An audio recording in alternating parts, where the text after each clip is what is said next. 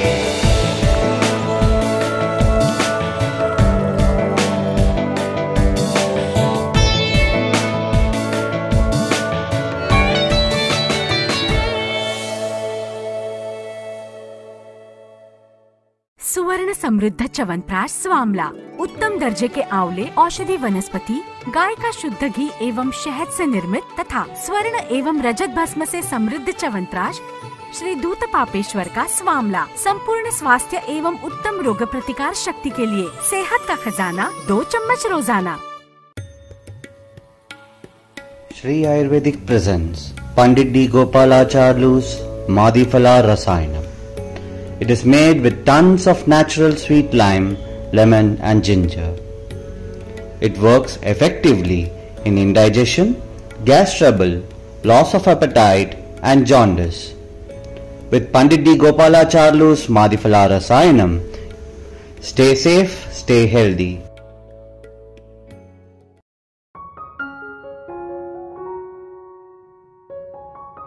शरीरे जर्जरीभूते व्याधिग्रस्ते कलेवरे औषधं जाह्नवीतोऽयं वैद्यो नारायणो हरिः।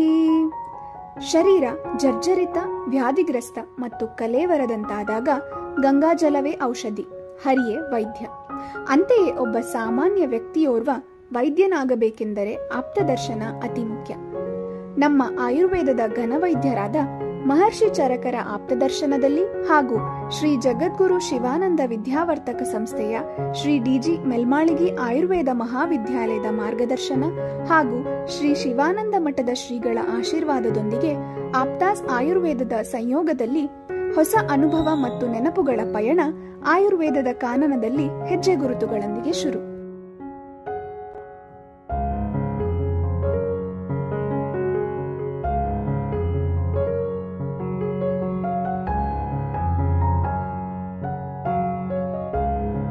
ಭಾರತವು ಪ್ರಮುಖವಾಗಿ ಹಳ್ಳಿಗಳನ್ನು ಒಳಗೊಂಡ ದೇಶವಾಗಿದ್ದು, ಹಳ್ಳಿಗಳ ಸ್ವಾಸ್ಥ್ಯವು ಸ್ವಸ್ಥ ಭಾರತವನ್ನು ನಿರ್ಮಿಸಲು ಪ್ರಮುಖ ಪಾತ್ರ ವಹಿಸುತ್ತದೆ.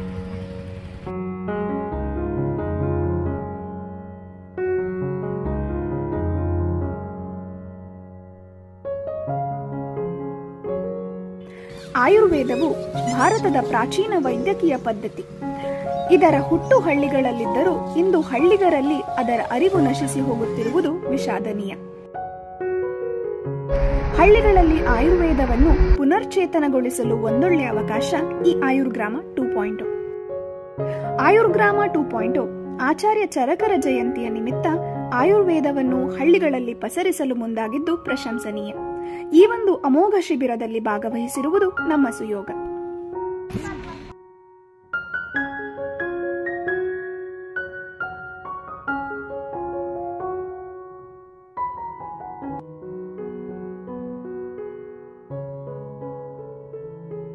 ನಮಗೆ ಗ್ರಾಮ ಸಭೆಯ ಅನುಮೋದನೆ 5/7/2024 ದೊರೆಯಿತು. ಗ್ರಾಮ ಪಂಚಾಯಿತಿ ಸದಸ್ಯರು ನಮ್ಮ ಸಹಾಯಕ್ಕಾಗಿ ಎಲ್ಲ ತರಹದ ನೆರವನ್ನು ಒದಗಿಸಿದರು. ಅವರು ಗ್ರಾಮ ಸಭೆಯ ಅನುಮೋದನೆ ಅರ್ಜಿಯಲ್ಲಿ ಕೇಳಿದ ಎಲ್ಲ ಮಾಹಿತಿಗಳನ್ನು ಕೂಡ ತಿಳಿಸಿದರು. ಶಿಬಿರದ ಗ್ರಾಮ ದಾಖಲಾತಿಗೆ ಸಹಕರಿಸಿದರು. 7/7/2024 ಭಾನುವಾರದಂದು ನಾವು ಮುಂಚಿನ ಶಿಬಿರದ ವಿಶ್ಲೇಷಣೆಗಾಗಿ ಹೋಗಿ ನಮಗೆ ನೀಡಿದ ವಸತಿ ಸ್ಥಳಕ್ಕೆ ಭೇಟಿ ಕೊಟ್ಟು ಅನಂತರ ಗ್ರಾಮ ಪಂಚಾಯಿತಿ ಅಧ್ಯಕ್ಷರಾದ ಶ್ರೀಮತಿ ಭೀಮಾಂಬಿಕಾ ಜಗದೀಶ್ ಹಾಲ್ನವರ್ ಅವರನ್ನು ಕಂಡು ಶಿಬಿರ ಮತ್ತು ನಮ್ಮ ಯೋಜನಾ ವಿವರದ ಬಗ್ಗೆ ಚರ್ಚಿಸಿದೆವು. ಅಂತೆಯೇ ಗ್ರಾಮದ ಆಶಾ ಕಾರ್ಯಕರ್ತೆಯರು, ಅಂಗನವಾಡಿ ಕಾರ್ಯಕರ್ತೆಯರನ್ನು ಭೇಟಿ ಮಾಡಿದೆವು. ಎಲ್ಲರೂ ಸಹಕಾರ ನೀಡಿದರು. ಕೆಲವು ಶಾಲೆಗಳ ಸ್ಥಳವನ್ನು ವೀಕ್ಷಿಸಿ ನಂತರ ನಮ್ಮ ತಂಡದ ಸಂಯೋಜಕರ ಮನೆಗೆ ಹೋದೆವು. ಅಲ್ಲಿ ನಾವು ಕೆಲಕಾಲ ಚರ್ಚೆ ಮಾಡಿ ನಂತರ ಗದುಗಿಗೆ ಹಿಂತಿರುಗಿದೆವು. 8/7/2024 ನಾವು ಶಿಬಿರಕ್ಕೆ ಸಹಾಯಕವಾಗುವ ಉಪಕರಣಗಳನ್ನು ಸಿದ್ಧಪಡಿಸಿದೆವು. ಕಾಲೇಜಿನಲ್ಲಿ ಅಧ್ಯಾಪಕರು, ವಿದ್ಯಾರ್ಥಿಗಳಿಂದ ಹಾಗೂ ಆಸ್ಪತ್ರೆಯ ಸಿಬ್ಬಂದಿ ವರ್ಗದವರಿಂದ ಸ್ವಯಂ ಪ್ರೇರಿತ ದೇಣಿಗೆಯನ್ನು ಪಡೆಯಲು ಹೋದೆವು.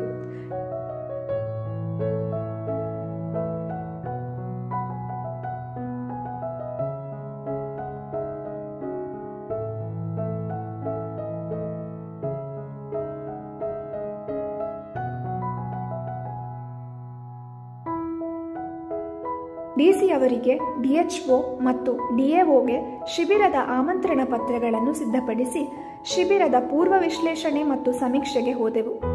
ನಾವು ಗ್ರಾಮಸ್ಥರಿಗೆ ಕೇಳಲು ಪೂರ್ವ ಶಿಬಿರದ ಸಮೀಕ್ಷಾ ಪತ್ರವನ್ನು ಸಿದ್ಧಪಡಿಸಿದೆವು ಮತ್ತು ಸಮೀಕ್ಷೆ ಮಾಡುತ್ತಲೇ ಶಿಬಿರವನ್ನು ಪ್ರಚಾರಿಸಿ ನಮ್ಮ ಬರುವಿಕೆಯನ್ನು ತಿಳಿಸಿದೆವು. ಆ ದಿನ ಸುಮಾರು ನಾವು 60 ಸಮೀಕ್ಷೆಗಳನ್ನು ನಡೆಸಿದೆವು.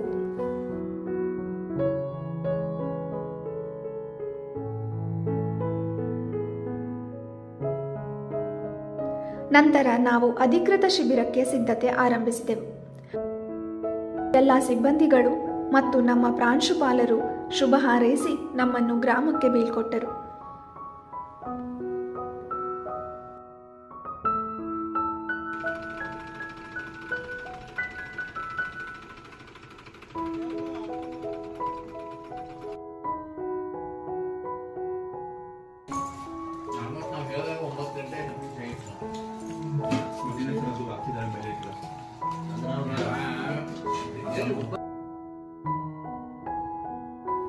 ಹತ್ತು 7/2024 ಬೆಳಿಗ್ಗೆ ಉಪಹಾರದ ನಂತರ ನಾವು ಉಳಿದ ಪೂರ್ವ ಶಿಬಿರದ ಸಮೀಕ್ಷೆಯನ್ನು ಪೂರ್ಣಗೊಳಿಸಲು ಅಧಿಕಾರಿಗಳನ್ನು ಭೇಟಿಯಾಗಿ ನಮ್ಮ ಶಿಬಿರದ ಪ್ರಚಾರವನ್ನು ಮಾಡಿದೆವು.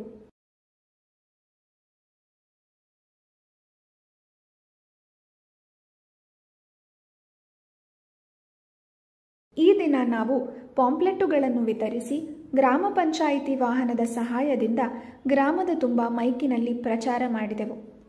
ಗ್ರಾಮದ ಪ್ರವೇಶ ಮತ್ತು ನಿರ್ಗಮನ ಸ್ಥಳಗಳಲ್ಲಿ ಧ್ವಜಗಳನ್ನು ಕಟ್ಟಿದೆವು. ನಾವು ಸಮೀಕ್ಷೆಗೆ ಹೋದಾಗ ಗ್ರಾಮಸ್ಥರು ನಮ್ಮನ್ನು ಹೃದಯಪೂರ್ವಕವಾಗಿ ಸ್ವಾಗತಿಸಿದರು. ಆದರೆ ದುಃಖಕರ ವಿಷಯ ಏನೆಂದರೆ ಬಹಳ ಕಡಿಮೆ ಜನರು ಆಯುರ್ವೇದದ ಬಗ್ಗೆ ತಿಳಿದಿದ್ದರು. ಹೆಚ್ಚು ಜನರು ಆಯುರ್ವೇದದಲ್ಲಿ ನಂಬಿಕೆ ಹೊಂದಿರಲಿಲ್ಲ.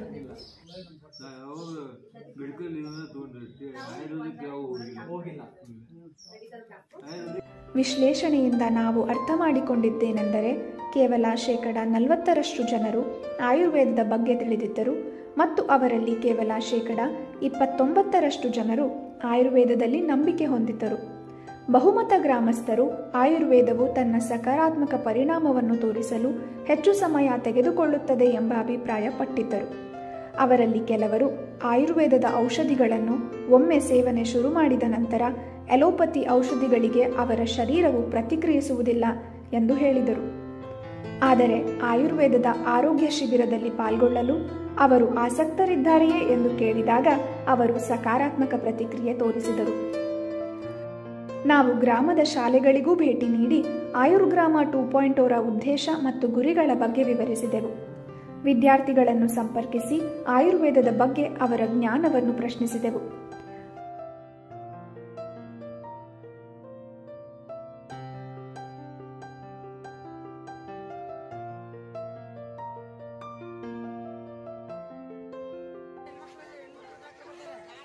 ಸಂಜೆಯ ಸಮಯದಲ್ಲಿ ನಾವು ಪ್ರಚಾರಕ್ಕಾಗಿ ಹೊರಗೆ ಹೋದಾಗ ಜನರು ಹೃದಯಪೂರ್ವಕವಾಗಿ ಪ್ರತಿಕ್ರಿಯೆ ನೀಡಿದರು. ಬಸಪ್ಪ ಎನ್ನುವ ವ್ಯಕ್ತಿಯು ನಮ್ಮ ತಂಡವನ್ನು ಗ್ರಾಮದ ಪ್ರತಿಯೊಂದು ಮೂಲೆಗೂ ತಲುಪುವಲ್ಲಿ ಮಾರ್ಗದರ್ಶನ ಮಾಡಿದರು.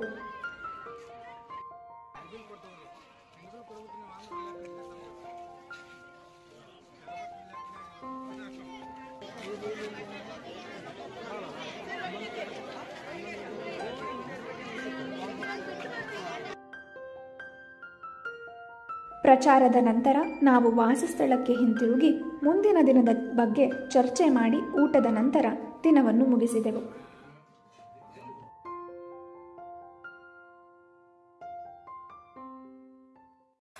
ಕ್ಯಾಂಪಿನ ಮೊದಲನೆಯ ದಿನ ಸೂರ್ಯರಶ್ಮಿಗಳಿಂದ ಪ್ರಾರಂಭವಾದ ಯೋಗಾಭ್ಯಾಸದೊಂದಿಗೆ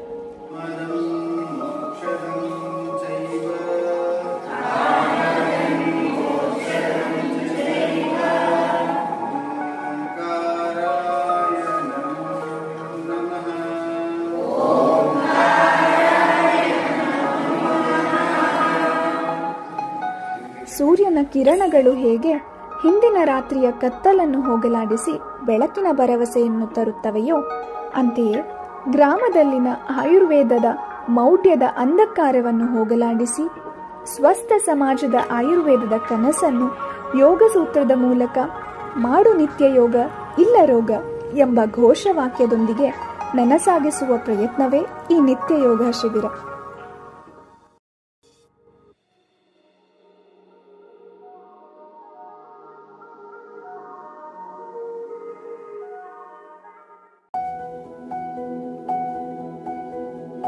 ಕುಮಾರಿ ರೋಹಿಣಿ ಕುಳಿಗೋಡ್ ಹಾಗೂ ಅನನ್ಯ ಮಂಗ್ಸೂಳಿ ಇವರ ನಿರೂಪಣೆಯಲ್ಲಿ ಉದ್ಘಾಟನಾ ಕಾರ್ಯಕ್ರಮ ಆರಂಭಗೊಂಡಿತು. ವೇದಿಕೆಯ ಮೇಲಿದ್ದ ಗಣ್ಯಮಾನ್ಯರೆಲ್ಲರೂ ಸಸಿಗೆ ನೀರೆರೆದು ಆಯುರ್ಗ್ರಾಮ 2.0 ಟಿ ಶರ್ಟ್ಗಳನ್ನು ಅನಾವರಣಗೊಳಿಸುವುದರ ಮೂಲಕ ಕಾರ್ಯಕ್ರಮವನ್ನು ಉದ್ಘಾಟಿಸಿ ಶಿಬಿರ ಆಯುರ್ಗ್ರಾಮ 2.0ಗೆ ಚಾಲನೆ ನೀಡಿದರು.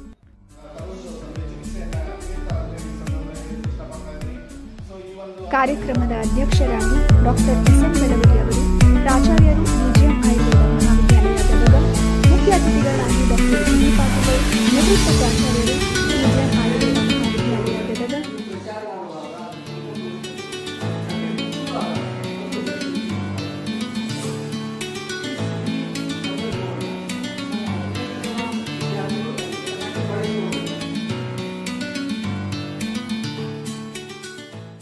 ಡಾಕ್ಟರ್ ಎಂವಿ ಸೊಬಗಿನರು, ಪ್ರಾಧ್ಯಾಪಕರು, ರಸಶಾಸ್ತ್ರ ಭೈಷಜ್ಯ ಕಲ್ಪನಾ ವಿಭಾಗದ ಮುಖ್ಯಸ್ಥರು, ಡಾಕ್ಟರ್ ಬೂದೇಶ್ ಕಣಾಜರು, ತಂಡದ ಸಂಯೋಜಕರು, ಪ್ರಾಧ್ಯಾಪಕರು, ಸ್ವಸ್ಥವೃತ್ತ ವಿಭಾಗದ ಮುಖ್ಯಸ್ಥರು, ಮಹೇಶ್ ಕುಮಾರ್, ತಂಡದ ನಾಯಕ ಇವರು ವೇದಿಕೆಯಲ್ಲಿ ಉಪಸ್ಥಿತರಿದ್ದರು.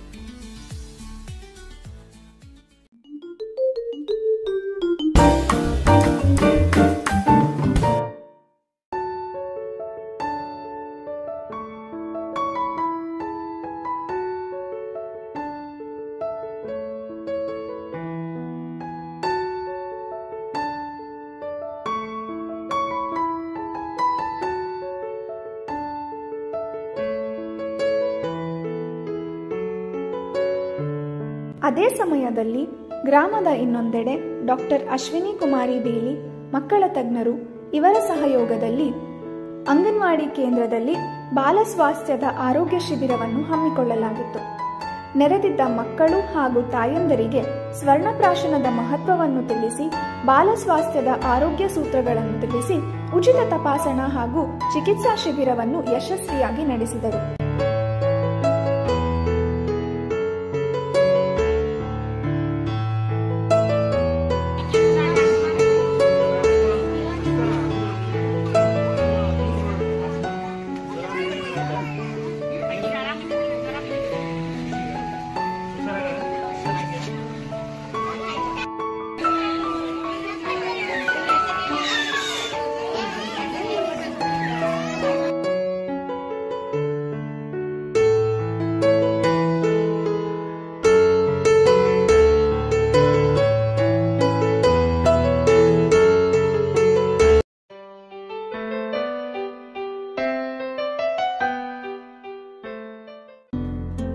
ಪ್ರದೇಶದ ವ್ಯಾಪ್ತಿ ಹೆಚ್ಚಿದ್ದು ಸಮಯ ಕಡಿಮೆ ಇದ್ದ ಕಾರಣ ಆಯುರ್ಗ್ರಾಮ 2.0 ರ ವಿದ್ಯಾರ್ಥಿಗಳ ತಂಡವು ವಿವಿಧ ಚಿಕ್ಕ ಚಿಕ್ಕ ತಂಡಗಳಾಗಿ ವಿಭಜಿತಗೊಂಡು ವಿವಿಧ ಕಾರ್ಯಗಳಲ್ಲಿ ಕಾರ್ಯೋನ್ಮುಖರಾಗಿದ್ದರು. ಇದರ ಅಂಗವಾಗಿ ಕೆಲವು ವಿದ್ಯಾರ್ಥಿಗಳು ಶಾಲೆಯಲ್ಲಿ ಮಕ್ಕಳಿಗೆ ಆಯುರ್ವೇದದ ಮುಖ್ಯ ಸಿದ್ಧಾಂತಗಳಾದ ತ್ರಿದೋಷ ಸಿದ್ಧಾಂತ, ದಿನಚರ್ಯ, ಋತುಚರ್ಯಗಳಂತ ವಿಷಯಗಳನ್ನು ತಿಳಿಸಿದರು.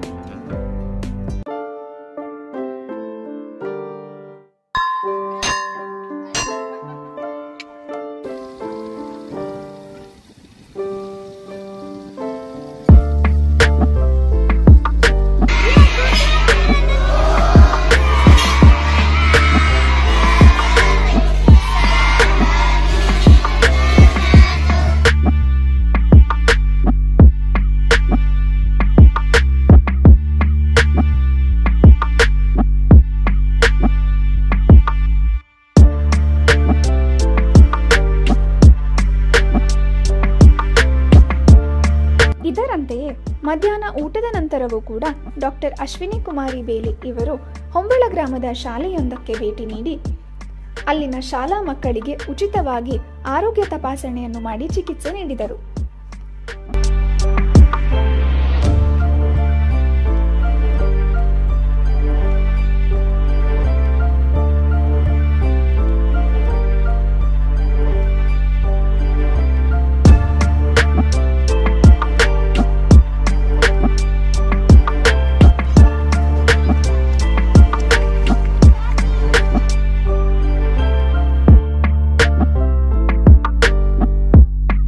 ನಂತರ ಗ್ರಾಮದ ಎಲ್ಲೆಡೆಯೂ ವಿವಿಧ ಅಂಗಗಳಾಗಿ ವಿಭಜಿತಗೊಂಡ ವಿದ್ಯಾರ್ಥಿಗಳು ಗ್ರಾಮಸ್ಥರಿಗೆ ಆಯುರ್ವೇದದ ವಾತ, ಪಿತ್ತ, ಕಫ ಹಾಗೂ ದ್ವಂದ್ವಜ ತ್ರಿದೋಷಜ ಪ್ರಕೃತಿಗಳ ಪರೀಕ್ಷೆಯನ್ನು ನಡೆಸಿದರು.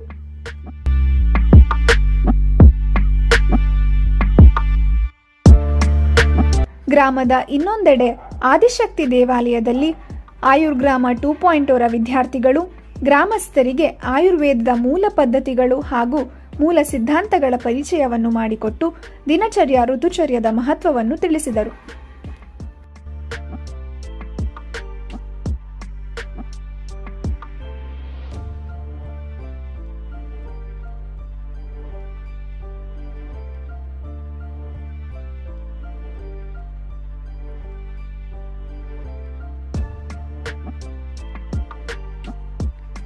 ದಿನದ ಕೊನೆಯ ಅಂಗವಾಗಿ ಗೃಹವೈದ್ಯರಾದ ಡಾಕ್ಟರ್ ಅವಿನಾಶ್ ರವರಿಂದ ಔಪಸರ್ಗಿಕ ವ್ಯಾಧಿಯ ಮೇಲೆ ಅತಿಥಿ ಉಪನ್ಯಾಸವೊಂದನ್ನು ಏರ್ಪಡಿಸಲಾಗಿತ್ತು. ಹರಡುವ ಸಾಂಕ್ರಾಮಿಕ ರೋಗಗಳ ಬಗ್ಗೆ ಗ್ರಾಮಸ್ಥರಿಗೆ ಅರಿವು ಮೂಡಿಸುವುದು ಈ ಉಪನ್ಯಾಸದ ಮುಖ್ಯ ಉದ್ದೇಶ. ಸಾಂಕ್ರಾಮಿಕ ರೋಗಗಳನ್ನು ತಡೆಗಟ್ಟುವಲ್ಲಿ ಆಯುರ್ವೇದದ ಪದ್ಧತಿಗಳು ಹಾಗೂ ತತ್ವಗಳ ಪ್ರಾಮುಖ್ಯತೆಯನ್ನು ಇಲ್ಲಿ ತಿಳಿಸಿಕೊಡಲಾಯಿತು.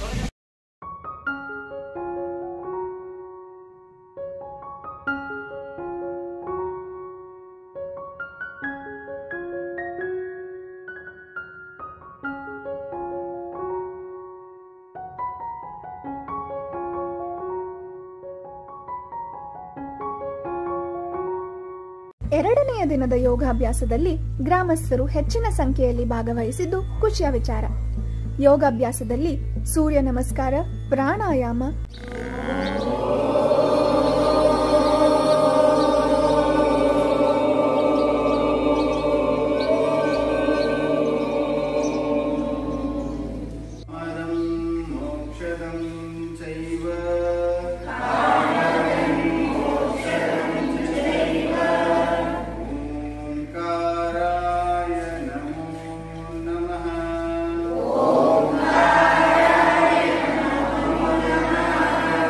ಹಾಗೂ ಆಸನಗಳಲ್ಲಿ ಗ್ರಾಮಸ್ಥರು ಉತ್ಸುಕತೆಯಿಂದ ತೊಡಗಿದರು.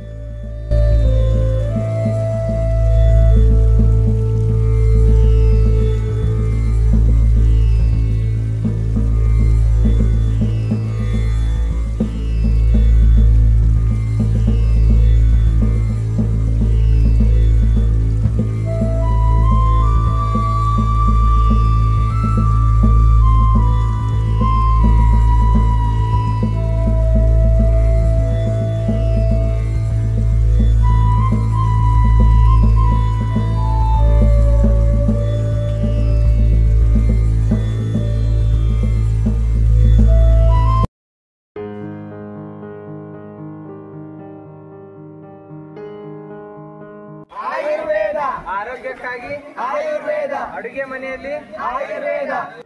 ಯೋಗದ ನಂತರ ತಂಡದ ಸಿಬ್ಬಂದಿ ವರ್ಗದವರು ಶಾಲಾ ಆವರಣವನ್ನು ಪ್ರವೇಶಿಸಿ ಶಾಲಾ ಮಕ್ಕಳನ್ನು ಚರಕ ಜಾಥಾಗೆ ಕರೆತಂದರು. ಈ ಜಾಥಾವು ಆಯುರ್ವೇದ ಮುಖ್ಯ ಘೋಷ ವಾಕ್ಯಗಳೊಂದಿಗೆ ಆಯುರ್ವೇದದ ಮಹತ್ವವನ್ನು ಪಸರಿಸುತ್ತಾ ಆಚಾರ್ಯ ಚರಕರ ಮಹತ್ವದ ಕೊಡುಗೆಯನ್ನು ಸ್ಮರಿಸುತ್ತಾ ಗ್ರಾಮದೆಲ್ಲೆಡೆ ವಿಜೃಂಭಣೆಯಿಂದ ಸಾಗಿತು. ಆರೋಗ್ಯಕ್ಕಾಗಿ ಆಯುರ್ವೇದ, ಇಲ್ಲಿ ನೋಡು, ಎಲ್ಲೆಲ್ಲೂ ಆರೋಗ್ಯಕ್ಕಾಗಿ ಆರೋಗ್ಯಕ್ಕಾಗಿ ನಿತ್ಯ ಯೋಗ, ನಿತ್ಯ ಯೋಗ.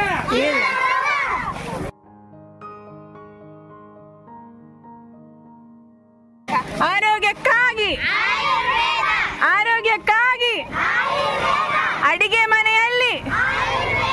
ಅಡಿಗೆ ಮನೆಯಲ್ಲಿ ನಿತ್ಯ ಯೋಗ, ನಿತ್ಯ ಯೋಗ. ಆರೋಗ್ಯಕ್ಕಾಗಿ ಆರೋಗ್ಯಕ್ಕಾಗಿ ಎಲ್ಲೆಲ್ಲೂ ಅಲ್ಲಿ ನೋಡು.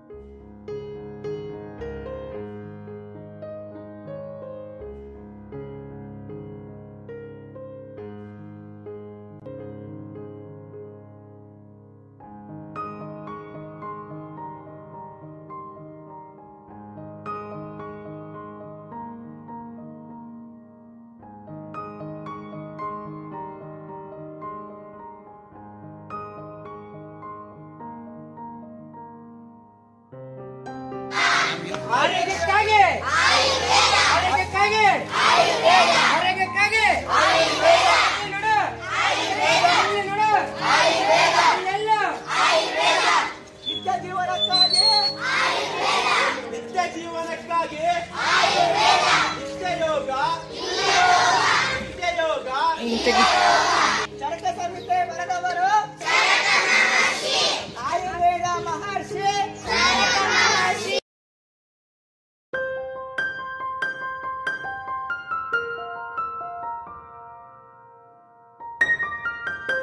ಜಾಥಾದ ನಂತರ ಕಾಯಚಿಕಿತ್ಸಾ ತಜ್ಞರಾದ ಡಾಕ್ಟರ್ ಸುಮಯ್ಯ ಹಾಗೂ ಡಾಕ್ಟರ್ ಚೈತ್ರಿಕಾರವರ ನೇತೃತ್ವದೊಂದಿಗೆ ಗ್ರಾಮದಲ್ಲಿ ಗ್ರಾಮಸ್ಥರಿಗೆ ಉಚಿತ ಆರೋಗ್ಯ ತಪಾಸಣಾ ಹಾಗೂ ಚಿಕಿತ್ಸಾ ಶಿಬಿರವನ್ನು ಹಮ್ಮಿಕೊಳ್ಳಲಾಗಿತ್ತು.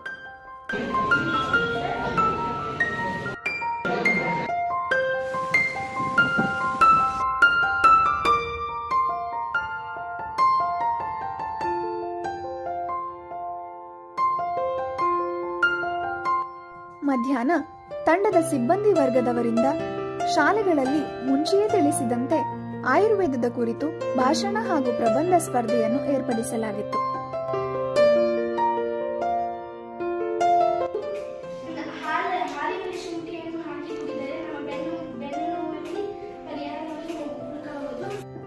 ಮಕ್ಕಳು ತಮ್ಮ ತಂದೆ ತಾಯಿಯರಿಂದ, ಅಜ್ಜ ಅಜ್ಜಿಯರಿಂದ ಆಯುರ್ವೇದದ ಕುರಿತು ಮಾಹಿತಿಗಳನ್ನು ಸಂಗ್ರಹಿಸಿ ಚಂದದ ಭಾಷಣ ಮಾಡಿ ಪ್ರಬಂಧ ಬರೆದರು. ಇವರ ಭಾಷಣ ವಸ್ತುಗಳು ಆಯುರ್ವೇದದ ತ್ರಿದೋಷ ಸಿದ್ಧಾಂತ, ತ್ರಯೋಪಸ್ತಂಭ, ಆಯುರ್ವೇದ ಅವತರಣ ಹಾಗೂ ಮನೆಮದ್ದುಗಳನ್ನು ಒಳಗೊಂಡಿದ್ದವು. ಸ್ಪರ್ಧೆಗಳಾದ ನಂತರ ಮಕ್ಕಳೊಂದಿಗೆ ಸ್ವಲ್ಪ ಸಮಯವನ್ನು ಕಳೆದವು.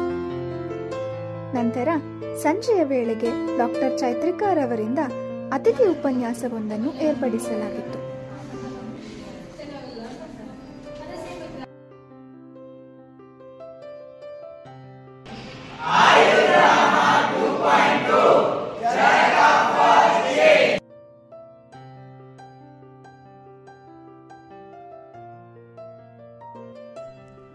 ನಾವಿವತ್ತು ಒಬ್ರು ಅಜ್ಜಿ ಮನೆಗೆ ಬಂದಿವಿ. ಏನಂದ್ರ ಅವ್ರ ಅಜ್ಜಿ ಇವತ್ತೊಂದು ಗೆಸ್ಟ್ ಟಾಕಿಗೆ ಅಟೆಂಡ್ ಆಗಿದ್ರು. ಅವಾಗ ಅವ್ರು ಹೇಳಿದ್ರು ಮೊಳಕಾಲು ನೋವು ಇತ್ತ ಅಂತ. ನಾವು ಮನೆಯಲ್ಲಿ ನಾವು ಆಯುರ್ವೇದದ ಯಾವ ರೀತಿ ಪ್ರಿಪರೇಷನ್ ಮಾಡಬೇಕು ಅನ್ನೋದ್ರ ಬಗ್ಗೆ ನಾವು ಅವ್ರಿಗೆ ಅಲ್ಲೇ ಹೇಳಿದ್ವಿ. ಅದಕ್ಕೆ ನಾವು ಇವಾಗ ಅವ್ರ ಮನೆಗೆ ಬಂದು ವಾತಾಹಾರ ಏನು ಎಲೆಗಳಿದಾವಲ್ಲ, ಅಂದ್ರೆ ಇದು ದತ್ತುರ, ನಾವಿಲ್ಲಿ ನಾವು ಆಡು ಭಾಷೆಯಲ್ಲಿ ಇದಕ್ಕೆ ಮಧುಗುಣಿಗೆ ಅಂತ ಕರಿತೀವಿ. ಇದು ನಾವು ಸಂಸ್ಕೃತದಲ್ಲಿ ಏರೆಂಡ ಅಂತ ಕರಿತೀವಿ, ಆದ್ರೆ ಇಲ್ಲಿ ಆಡು ಭಾಷೆಯಲ್ಲಿ ಔಡ್ಲಿ ಗಿಡ ಅಂತ ಕರಿತೀವಿ. ಇವು ಎರಡು ಪತ್ರದಿಂದ ನಾವು ಇವತ್ತ ಈ ಒಂದು ಏನು ನಾರಿಕೇಲ ತೈಲ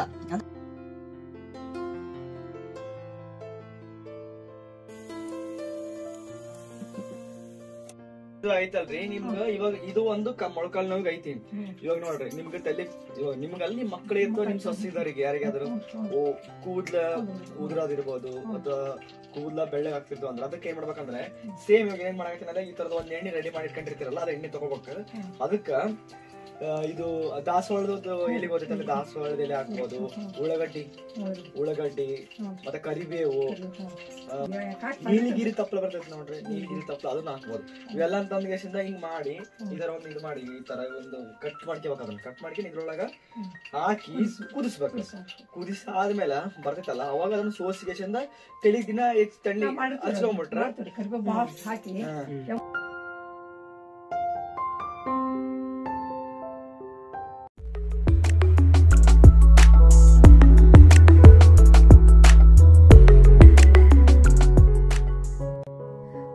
ದಿನವು ಎಂದಿನಂತೆ ಯೋಗಾಭ್ಯಾಸದಿಂದ ಶುರುವಾಯಿತು.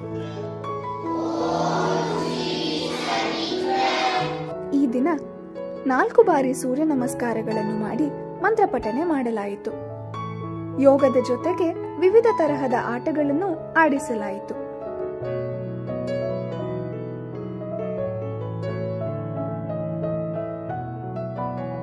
ವ್ಯಾಧಿಹರಣವಾದ ನೈಜ ಘಟನೆಯೊಂದನ್ನು ವಿವರಿಸಿದರು. ಇದೇ ಸಮಯದಲ್ಲಿ ತಂಡದ ಸಿಬ್ಬಂದಿ ವರ್ಗದವರು ಗ್ರಾಮದ ಇನ್ನೊಂದು ಕಡೆ ಭಾರತೀಯ ಸಂಸ್ಕೃತಿಗಳ ಆಚಾರ ವಿಚಾರಗಳ ವೈಜ್ಞಾನಿಕತ್ವವನ್ನು ವಿವರಿಸಿದರು.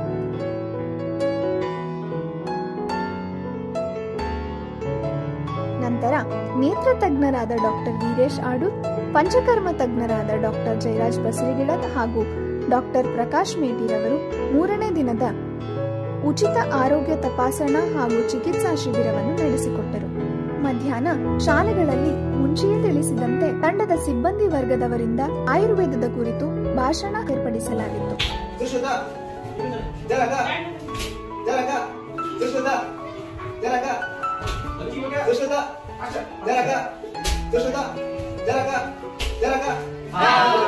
ಇನ್ನೊಂದೆಡೆ ವಿದ್ಯಾರ್ಥಿಗಳ ತಂಡ ಶಾಲಾ ಮಕ್ಕಳಿಗೆ ಆಟಗಳೊಂದಿಗೆ ಆಯುರ್ವೇದ ಅವತರಣವನ್ನು ಹೇಳಿಕೊಟ್ಟರು.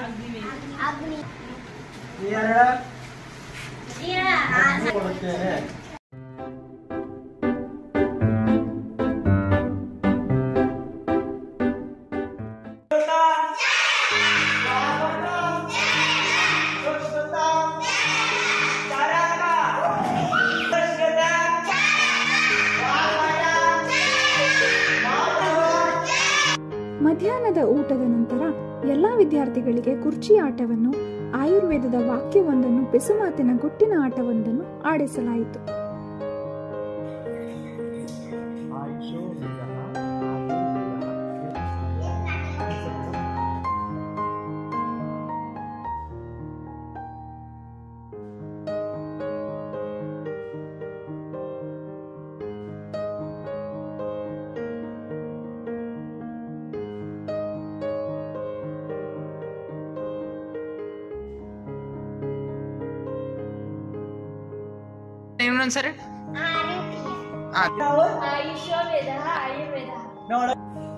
ಹಳ್ಳಿ ಮಕ್ಕಳಿಗೆ ಚರಕ ಸಂಹಿತೆಯ ಮುಖ್ಯ ಸೂತ್ರಗಳನ್ನು ಪರಿಚಯಿಸಲಾಯಿತು.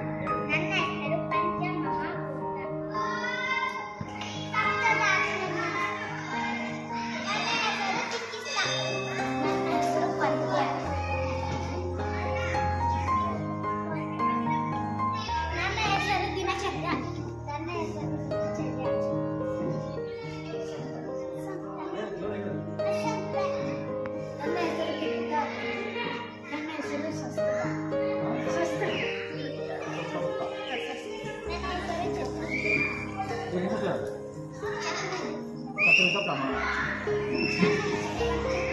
ಪಂಚಕರ್ಮ ಹೆಸರು ವೆರಿ ಗುಡ್.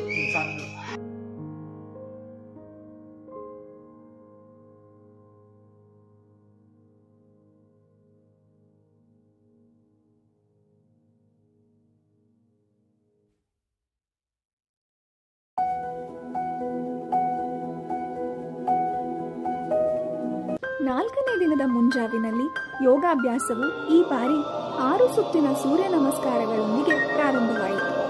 ಈ ದಿನ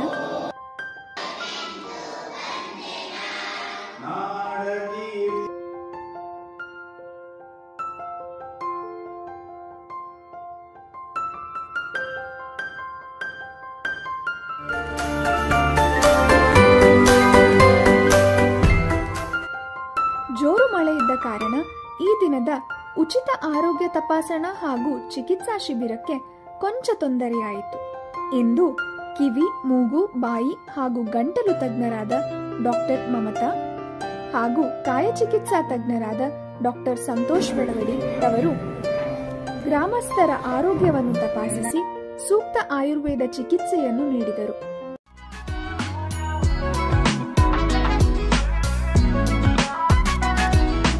ಮಧ್ಯಾಹ್ನ ಊಟದ ನಂತರ ದೇವಾಲಯವೊಂದರಲ್ಲಿ ಮಕ್ಕಳಿಗೆ ಋತುಚರ್ಯದ ಬಗ್ಗೆ ಬೋಧಿಸಿದರು.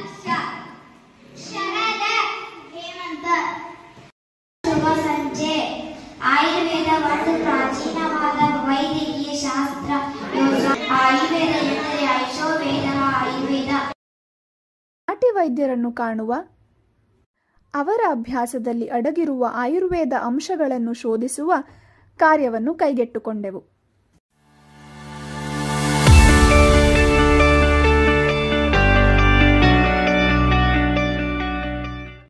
ಸಂಜೆಯ ವೇಳೆ ಸಂತೆ ನಡೆಯುವ ಜಾಗದಲ್ಲಿ ಮೈಕ್ಗಳನ್ನು ಉಪಯೋಗಿಸಿ ಮನುಷ್ಯನ ವಾತ, ಪಿತ್ತ, ಕಫ ಪ್ರಕೃತಿಯ ಬಗ್ಗೆ ಒಂದು ಬೀದಿ ನಾಟಕವನ್ನು ಪ್ರದರ್ಶಿಸಿದೆವು. ಈ ನಾಟಕವನ್ನು ಕಂಡ ಗ್ರಾಮಸ್ಥರೋರ್ವರು ತಮ್ಮ ಅಭಿಪ್ರಾಯವನ್ನು ಪಟ್ಟು ಸಂತಸ ವ್ಯಕ್ತಪಡಿಸಿದರು. ನಾನು ಕಫ ಪ್ರಕೃತಿ, ಚೆನ್ನಾಗಿ ಮಲ್ಕೋತೀನಿ. ಬೆಳಗ್ಗೆ ಮಲ್ಕೊಂಡೆ ರಾತ್ರಿ ಎದ್ದೋಳೋದು, ರಾತ್ರಿ ಮಲ್ಕೊಂಡೆ ಬೆಳಗ್ಗೆ ಎದ್ದೋಳೋದು. ನಿಮ್ಗೆ ಏನ್ ಗೊತ್ತಾಗಿಲ್ಲ, ಚೆನ್ನಾಗಿ ಮಲ್ಕೋತೀನಿ ನಾನು.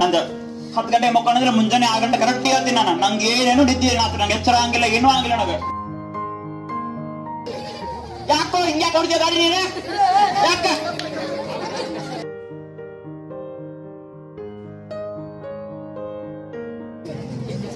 ಈಗ ನೋಡಿರಲ್ವ ನಾಟಕನ, ವಾತ, ಪಿತ್ತ, ಕಫ ಮೂರದ್ದು ಲಕ್ಷಣ ಬೇರೆ ಬೇರೆ ಇತ್ತು. ಒಬ್ರು ಕರೆಕ್ಟ್ ಆಗಿ ಯೋಗ ಮಾಡ್ತಿದ್ರು, ಒಬ್ರು ಕರೆಕ್ಟ್ ಆಗಿ ಯೋಗ ಮಾಡ್ತಿರ್ಲಿಲ್ಲ, ಇನ್ನೊಬ್ರು ಮಂದವಾಗಿದ್ರು, ಮೀಡಿಯಂ ಆಗಿದ್ರು. ಆದ್ರ ಲಕ್ಷಣ ಏನಂದ್ರೆ ವಾತದವ್ರು ಹೇಗಿರ್ತಾರೆ ಅಂದ್ರೆ ಏನೇ ಕೆಲಸ ಕೊಡಿ ನೀವು ಪಟಪಟ ಅಂತ ಮಾಡ್ಬಿಡ್ತಾರೆ. ಅವ್ರ ಲಕ್ಷಣನೇ ಅದು. ಅವ್ರು ಅಷ್ಟು ತೆಳ್ಳಗಿರ್ತಾರೆ, ತುಂಬಾ ಶಕ್ತಿಶಾಲಿಯಾಗಿರ್ತಾರೆ. ಏನೇ ಕೆಲಸ ಕೊಟ್ಟರು ಕರೆಕ್ಟ್ ಆಗಿ ಯೋಚನೆ ಮಾಡಿ ಎಲ್ಲ ಮಾಡ್ಬಿಟ್ಟಿರ್ತಾರೆ. ಅವ್ರಿಗೆ ಹೇಗೆ ಅಂದ್ರೆ 3 ಹೊತ್ತು ಊಟ ಇರ್ಬೇಕು ಅಷ್ಟೇ ಟೈಮ್ ಸರಿಗೆ. ಅದೇ ಪಿತ್ತ ಪ್ರಕೃತಿಯರಿಗೆ ಬಂದ್ಬಿಟ್ರೆ ಅವರು ಮೀಡಿಯಂ ಆಗಿರ್ತಾರೆ. ಅವ್ರ ಊಟ ಹೇಗೆ ಅಂದ್ರೆ ತಿಂದು 2 ತಾಸಿಗೆ ಜೀರ್ಣ ಆಗ್ಬಿಟ್ಟಿರುತ್ತೆ ಅವ್ರಿಗೆ.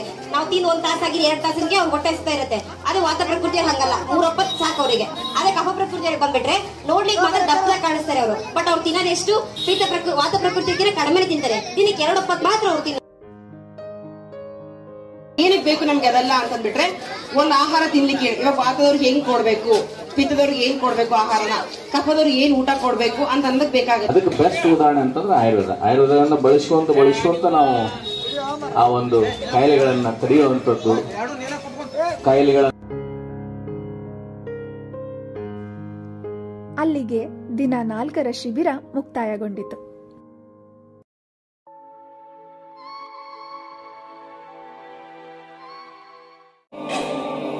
8 ಸುತ್ತಿನ ಸೂರ್ಯ ನಮಸ್ಕಾರ, ಆಸನಗಳು ಹಾಗೂ ಪ್ರಾಣಾಯಾಮದೊಂದಿಗೆ 5ನೇ ದಿನದ ಯೋಗಾಭ್ಯಾಸವು ಯಶಸ್ವಿಯಾಗಿ ನಡೆಯಿತು.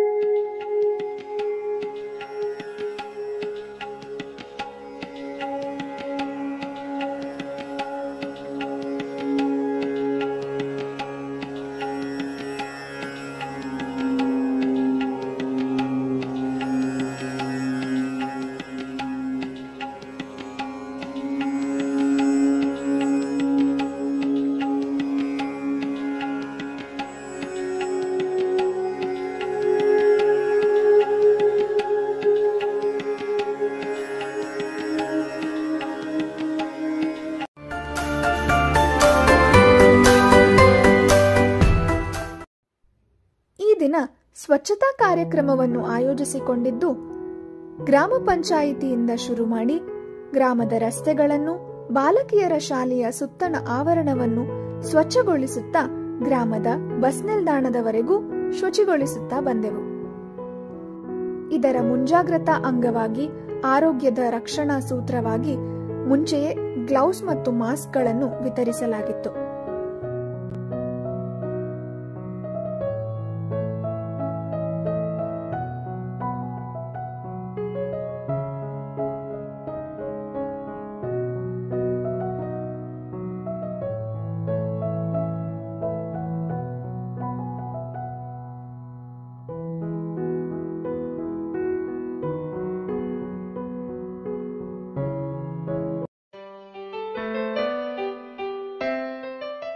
ಶಸ್ತ್ರಚಿಕಿತ್ಸಾ ತಜ್ಞರಾದ ಡಾಕ್ಟರ್ ಕುಮಾರ್ ಕಂಟಿಮಠ್ ಇವರು ಉಚಿತ ಆರೋಗ್ಯ ತಪಾಸಣಾ ಹಾಗೂ ಚಿಕಿತ್ಸಾ ಶಿಬಿರವನ್ನು ನಡೆಸಿಕೊಟ್ಟರು.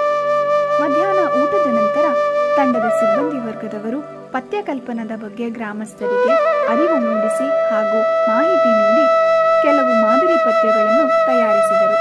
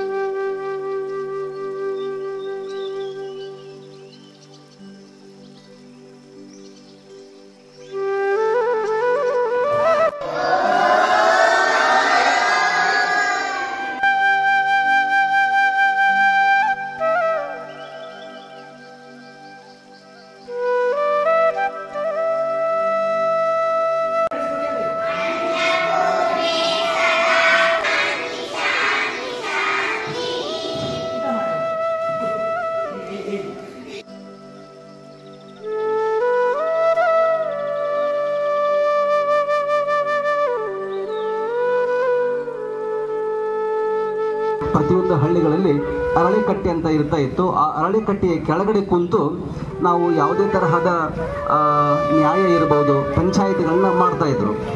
ಉದ್ದೇಶ ಆ ಗಿಡ ಮರಗಳಲ್ಲಿ ಅತಿ ಹೆಚ್ಚು ಪ್ರಮಾಣದಲ್ಲಿ ಆಮ್ಲಜನಕವನ್ನು, ಆಕ್ಸಿಜನ್ ಉತ್ಪಾದಿಸುವಂತಹ ಗಿಡ ಯಾವುದಾದ್ರೂ ಇದ್ರೆ ಅದು ಅರಳಿ ಮರ.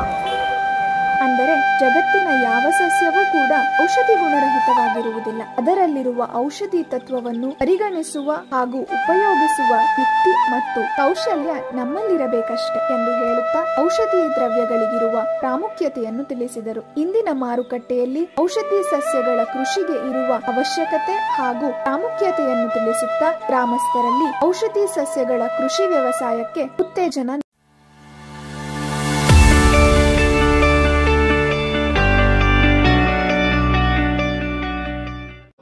ಆರನೆಯ ದಿನ 10 ಸುತ್ತಿನ ಸೂರ್ಯ ನಮಸ್ಕಾರದೊಂದಿಗೆ, ಆಸನಗಳೊಂದಿಗೆ, ಪ್ರಾಣಾಯಾಮಗಳೊಂದಿಗೆ ಯೋಗಾಭ್ಯಾಸವು ಯಶಸ್ವಿಯಾಗಿ ನಡೆಯಿತು.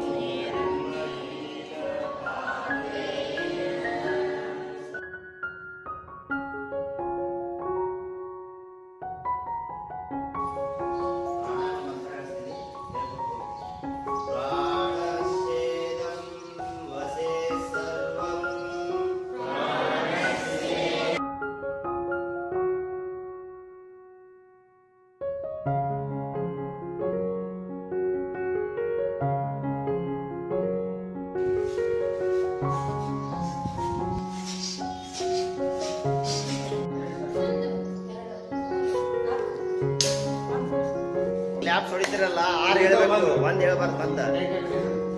ಈಗ ಒಂದು ಸ್ಟಾರ್ಟ್ ಮಾಡ್ರಿ. ಮೈಂಡ್ ಇಲ್ಲೇ ಇರ್ಬೇಕು, ಕಾನ್ಸಂಟ್ರೇಟ್ ಅಂದಾಗ ಬರ್ತೈತೆ ಅದು.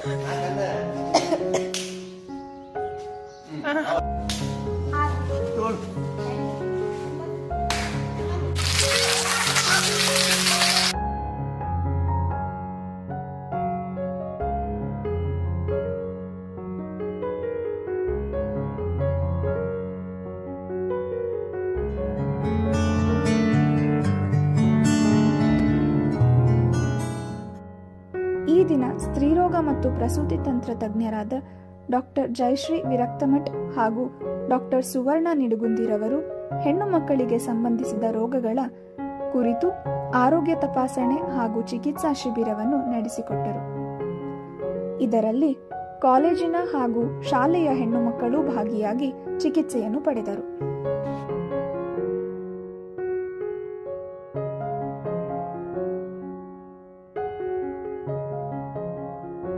ನಾಟಿ ವೈದ್ಯರಾದ ದಿವಂಗತ ಬಸವರಾಜ ಕೊಂಚಿಗೇರಿ ಅವರ ನೆನಪಿನಲ್ಲಿ ಹಾಗೂ ದ್ರವ್ಯಗುಣ ವಿಭಾಗದ ಅಂಗವಾಗಿ ಗ್ರಾಮದಲ್ಲಿ ವನ ಮಹೋತ್ಸವ ಕಾರ್ಯಕ್ರಮವನ್ನು ಹಮ್ಮಿಕೊಳ್ಳಲಾಗಿತ್ತು. ಇದರ ಅಂಗವಾಗಿ ಗ್ರಾಮದೆಲ್ಲೆಡೆ ಶಾಲಾ ಆವರಣದಲ್ಲಿ ಹಾಗೂ ಕಾಲೇಜಿನ ಆವರಣದಲ್ಲಿ ಔಷಧಿ ಸಸ್ಯಗಳನ್ನು ನೆಡಲಾಯಿತು. ಮಧ್ಯಾಹ್ನದ ಊಟದ ನಂತರ ನಮ್ಮ ವಿದ್ಯಾರ್ಥಿಗಳ ತಂಡ ಆಪ್ತಾಸ್ ಸರ್ವೆಯನ್ನು ಮಾಡಲು ಹೊರಟಿತು. ಬೈಷಜ್ಯ ಕಲ್ಪನಾ ಹಾಗೂ ರಸಶಾಸ್ತ್ರ ವಿಭಾಗದ ಅಧ್ಯಾಪಕರಾದ ಡಾಕ್ಟರ್ ಸುವರ್ಣ ಪಿ ನಿಡುಗುಂದಿ ಅವರು ಶಾಲಾ ಹೆಣ್ಣು ಮಕ್ಕಳಿಗೆ ಸ್ತ್ರೀ ಆರೋಗ್ಯ ಹಾಗೂ ಆಯುರ್ವೇದದ ಬಗ್ಗೆ ಮಾತನಾಡಿದರು. ನಿಮ್ಮ ಗುಪ್ತ ಜನನಾಂಗಗಳಿಗೆ, ಮಹಿಳೆಯರ ಹೆಣ್ಣು ಮಕ್ಕಳ ಗುಪ್ತ ಜನನಾಂಗಗಳಿಗೆ ನೀವು ಬರಬೇಕು. ನನ್ನ ಗುಪ್ತ ಜನನಾಂಗ ಚೆನ್ನಾಗಿದೆನಾ ಇಲ್ಲ, ಅಲ್ಲಿ ತುಡಿಕೆ. ಮನೆ ಮತ್ತು ಕಾರ್ಯಕ್ರಮದೊಂದಿಗೆ ಪಠ್ಯಕಲ್ಪನಾ, ದಿನಚರ್ಯ, ಋತುಚರ್ಯ ಹಾಗೂ ಹಲವು ಆಯುರ್ವೇದ ವಿಷಯಗಳನ್ನು ಮಹಿಳೆಯರಿಗೆ ತಿಳಿಸಲಾಯಿತು.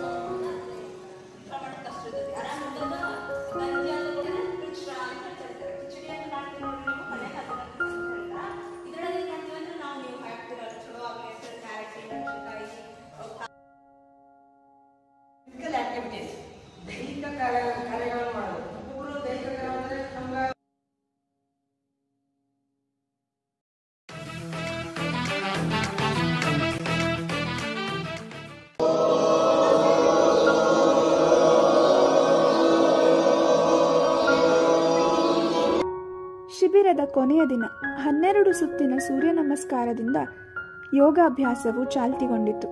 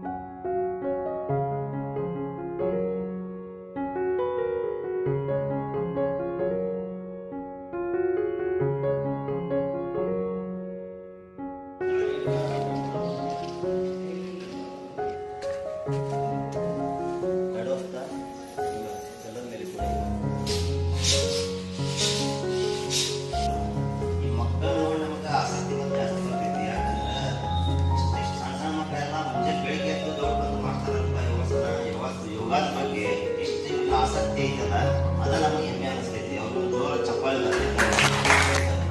ಇದನ್ನ ನಿರಂತರವಾಗಿ ಒಂದು ನೀವು ರೂಢಿ ಮಾಡ್ಕೊಳ್ಳಿ ಎಲ್ಲರೂ.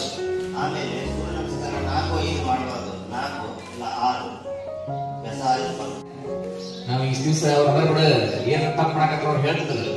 ನಾಯಿಂದ ಯಾರು ಹೇಳೋರು, ನೀವು ಅಂದ್ರೆ ನೀವು ಟ್ರೈನಿಂಗ್ ತಗೋಬೇಕು, ನೀವು ಮಾಸ್ಟರ್ ಆಗಬೇಕು, ನೀವು ನಿಮ್ಮನ್ನ ಜೀವನ ಸಂಬಂಧ. ಶಿಬಿರದ ಕೊನೆಯ ದಿನ 12 ಸುತ್ತಿನ ಸೂರ್ಯ ನಮಸ್ಕಾರದಿಂದ ಯೋಗಾಭ್ಯಾಸವು ಚಾಲ್ತಿಗೊಂಡಿತು. ಆಸನ ಮತ್ತು ಪ್ರಾಣಾಯಾಮದ ಅಭ್ಯಾಸದ ನಂತರ ಯೋಗ ತರಬೇತುದಾರರಾದ ಯೋಗದ ಉಪಯೋಗಗಳನ್ನು ಪಡೆದ ಗ್ರಾಮಸ್ಥರು ಯೋಗ ತರಬೇತುದಾರರಾದ ವೆಂಕಟೇಶ್ ಹಾಗೂ ಸುನೀಲ್ ಅವರಿಗೆ ಕೃತಜ್ಞತಾ ಸೂಚಕವಾಗಿ ಉಡುಗೊರೆಗಳನ್ನು ನೀಡಿದರು. ಹಾಗೆಯೇ ತಮ್ಮ ಅನುಭವ ಅಭಿಪ್ರಾಯಗಳನ್ನು ಹಂಚಿಕೊಂಡರು.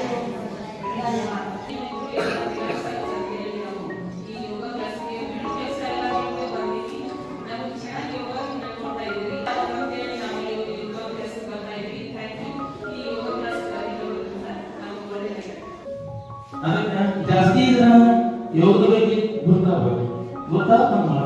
ಯೋಗಾಭ್ಯಾಸದ ಮುಕ್ತಾಯದ ಹಂತವಾಗಿ ಸುನಿಲ್ ಮತ್ತು ವೆಂಕಟೇಶ್ ಇವರು ಯೋಗ ಸಾಧಕರಿಗೆ ಚಾರ್ಟ್ಗಳನ್ನು ವಿತರಿಸಿದರು. ಕರ್ಕೊಂಡು ನಾವು ಈ ಕಾರ್ಯಕ್ರಮಕ್ಕೆ ಬಂದ್ವಿ. ಡೈಲಿ ಯೋಗ ಕ್ಲಾಸ್ ಅದು ಫಸ್ಟ್ ಕ್ಲಾಸ್ ಪ್ರೋಗ್ರಾಮ್ ಇದೆ. ಡೈಲಿ ಯೋಗ ಕಾರ್ಯಕ್ರಮದೊಳಗೆ ನಾವು ಪ್ರತಿಯೊಂದು ಯೋಗನೂ ಅತ್ಯಂತ ಸರಳವಾಗಿರ್ತಕ್ಕಂಥ ಅತ್ಯಂತ ಮನಮುಟ್ಟುವ ಹಾಗೆ ನಮಗೆ ಯೋಗ ಕಾರ್ಯಕ್ರಮವನ್ನು ಭಾಳ ಮನಮುಟ್ಟುವಂತೆ ಹೇಳ್ಕೊಟ್ರು.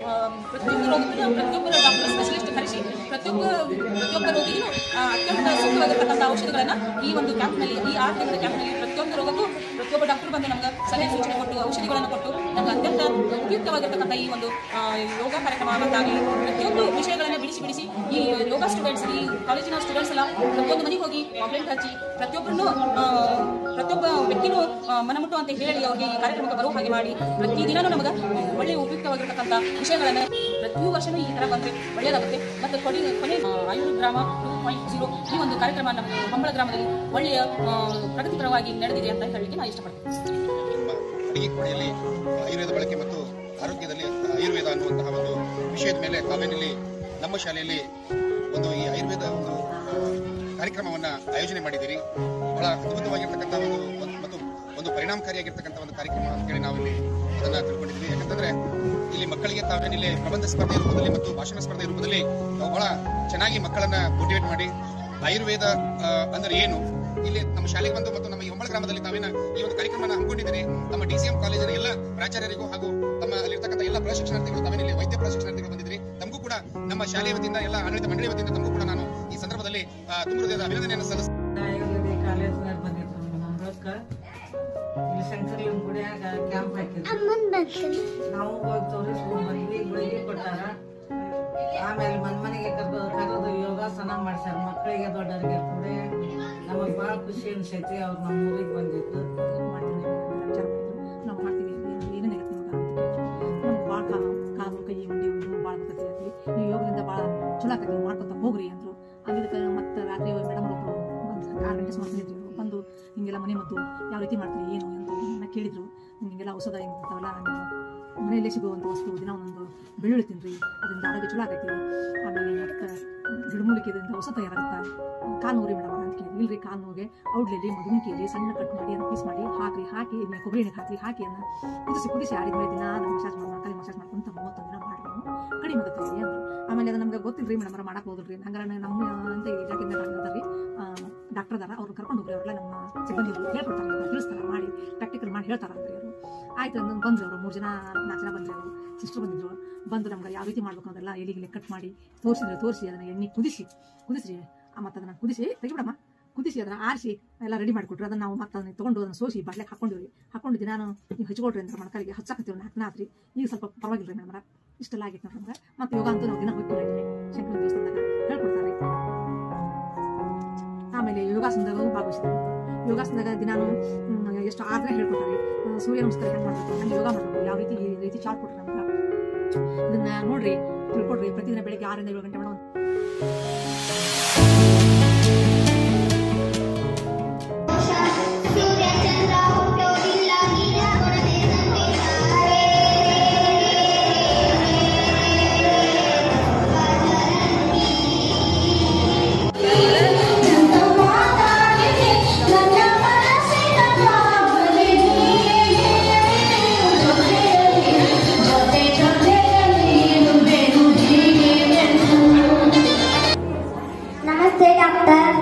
ನಮಸ್ತೆ.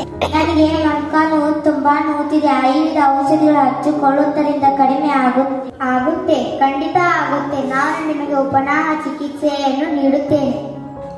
ಆಯುರ್ವೇದ ಒಳ್ಳೆಯದಾದರೆ ಇಡೀ ಊರಿಗೆ ಕಿರಿಯರಿಗೆ ಹೇಳಿಕೊಳ್ಳುತ್ತೇನೆ. ಸರಿ, ನಿಮ್ಮ ಮೊಣಕಾಲು ನೋವು ಸರಿ ಹೋದ ನಂತರ ನಿಮ್ಮ ಕುಟುಂಬದವರ ಸಮಾರೋಪ ಸಮಾರಂಭವು ಸಂಜೆ 6 ಗಂಟೆಗೆ ಪ್ರಾರಂಭವಾಯಿತು.